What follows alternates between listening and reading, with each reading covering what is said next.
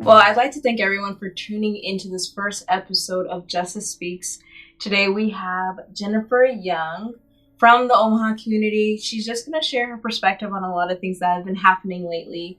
Amidst COVID, we've seen a lot of, honestly, just to be honest, violence against Black lives in our world, in the United States. With things that happened with Ahmaud Arbery and with George Floyd. Just trying to get connected and see how people in Omaha, how Black people, people of color, are feeling about this. With what we want to achieve with the series is that we just have open dialogue and conversation and just making sure people's voices are heard, we can educate our community, and people can heal from conversation and others can learn from their perspective. And hopefully with our conversation today, we can get you all talking in your own homes and communities. So, hey, Jennifer. Hello, cousin. Thank you so much for joining World Speaks with Justice Speaks. To get started, just kind of tell people who you are and what you do in Omaha. My name is Jennifer Young. I am an entrepreneur. I have my own business called J. Diane Creations, and I particularly specialize in event planning. I do creative events like art workshops and events. I love art. I love expressing myself and helping others express their love and affection for others. So I do like handmade greeting cards and other custom gifts for people. In light of things that have been happening with, Ahmaud and with George, what do you want people to know? What has really just been on your heart to share?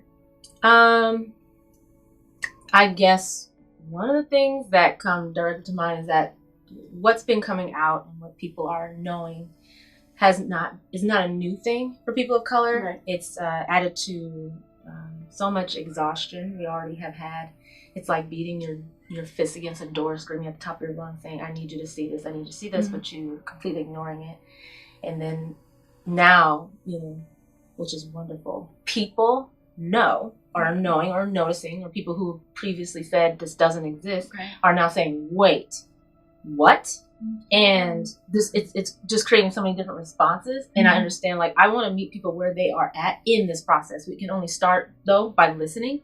And so I believe that the most healing and productive thing we can do starting out when we don't know what to do, whether you are a person of color or a person who is white, trying to hey, what can I do? Or I need to understand, is to listen. Listen first. Take it, listen, sit there in it, feel it. We have to care. We have to feel it. But also understand that this is not a new thing. It's not new news. This has been happening for so long. And honestly, when different things played out, like Trayvon Martin, something happened to me where I felt like, whoa. And then I watched a man's career get lynched right before my eyes for kneeling to object to how bad it is and how we're not actually representing an America we say we are. Yeah. And I watched people say he deserves to die, all kinds of mess. And something happened to me and said, oh my God, if you speak out, if you say something someone does not want to know or hear, to the majority, because it doesn't matter how loud we can get. What matters is how loud the majority culture gets. Yeah. Because that's who can really actually change something. And so would you say people who are not of color speaking out is as important or more important than us speaking out? How would you view that? It's crazy important. There's those like me who have, because I told you, I actually stopped sharing as much. I stopped because I felt like, what's the point if nothing's going to change? Yeah, we're all dealing with this pain, and some of us turn to, okay, well, I just can't. I don't know what to do. Yeah. What else can I do? But I feel that we need to continue to support each other, show up for each other, let each other know, that we hear, and there's those of us who do have white allies and friends, and all we can do is just challenge them with our lens and sharing our stories, continue to share our stories if you so choose to. It is not something that I feel we have to do. I don't feel that if a person isn't in a place where they can share, they should. This is actual trauma. This is very traumatizing to have to not only continue to see the story, see the images, but in order for me to share, I have to relive it again and again and again. I have to be re-exposed and re-wounded over and over and over again so that you can hear it. So I respect how anyone really responds and how they feel that they should participate in this. But I do think every single voice does matter. But in terms of things changing the way we need them to change at a institutional level, we have to have those who are part of the majority culture no longer say, hey, this doesn't exist, or I don't want this to touch me, or hey, I don't understand it, therefore it doesn't apply to me. Well, because obviously if it doesn't affect you, it's not going to touch, and it doesn't touch you directly, it's not going to bother you. But if you know me, if you know another human being who is of color, and something happens to them, I mean, wouldn't you care? I mean, I understand like human nature is, it's really hard for us to really pay attention to things that don't directly impact us. We do have to be intentional. We have to be intentional. And it's always up to us to educate ourselves about what we want to see happen or what we want to see change. I mean, you got to be the change you want to see in the world. You can't act like it's always someone else is supposed to do it.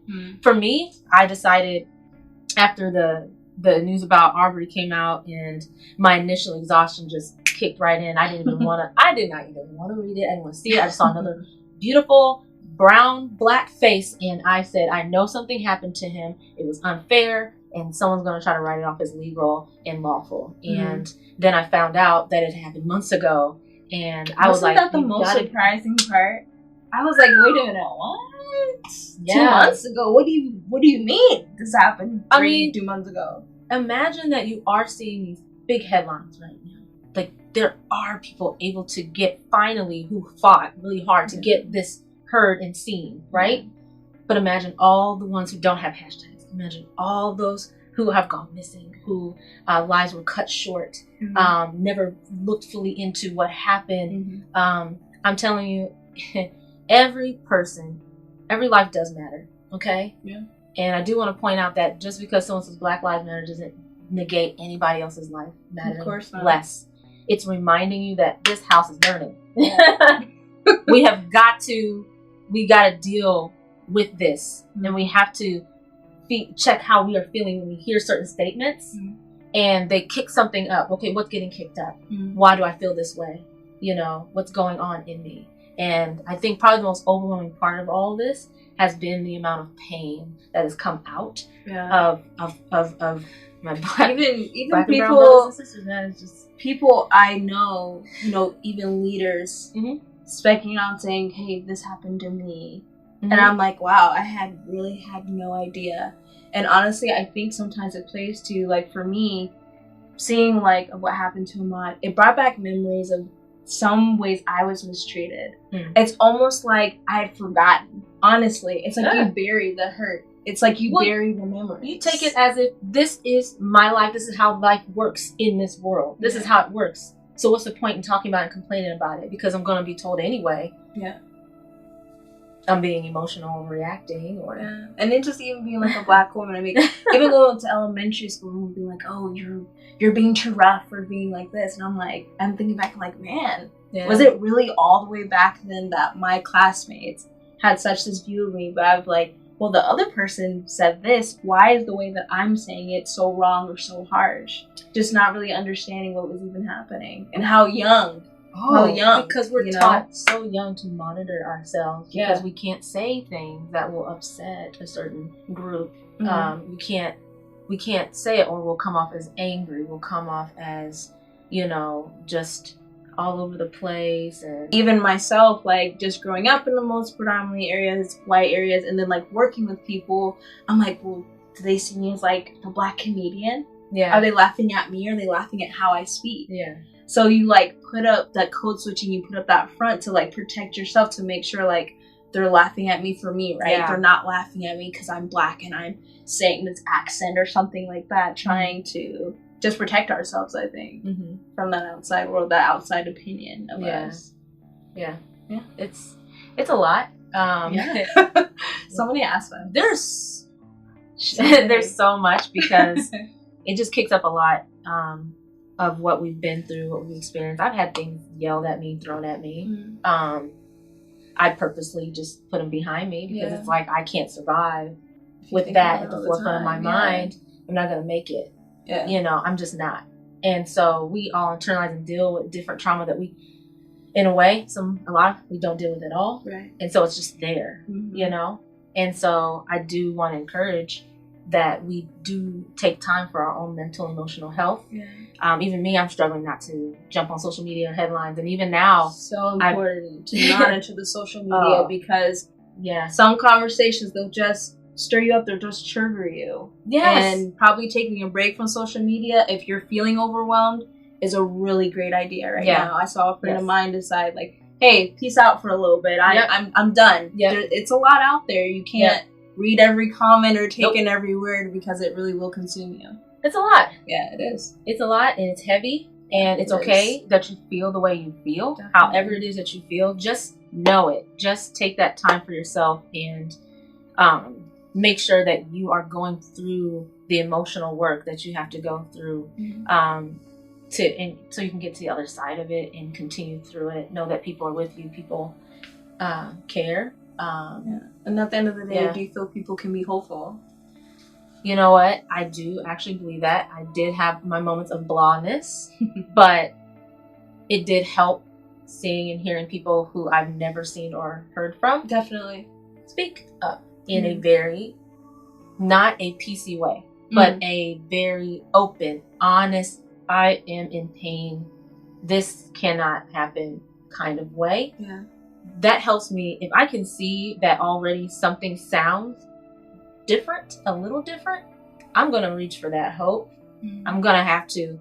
I feel like hope is not something, is something that you can't see as a non-option. Hope has to be it. Otherwise, what's the point? Otherwise, we will never see anything happen or change where we need to, because I have to hope that the future is going to be better for my family. The future is going to be better. It has to be. And I am a person of faith, so hope is my life. I live in it every single day. And even now I have to ride in it, and I have to allow hope to help guide me, to help me keep going. So hope is like, telling you like, hey, take care of yourself. Pay attention. Know what it is that you feel that you're called to do, what role you're supposed to play. And I know like a lot of people end up feeling really defensive about themselves. Am I saying enough? If I say anything at all, will I be judged? Is someone going to think that I was too angry when I said that, or too harsh, or someone going to think that you should have came harder, you should have said more? You know, everyone's going to have an opinion, but ultimately, really pay attention to who you are, what your values, your belief is. If you want to see something change, you can be a part of it. You can.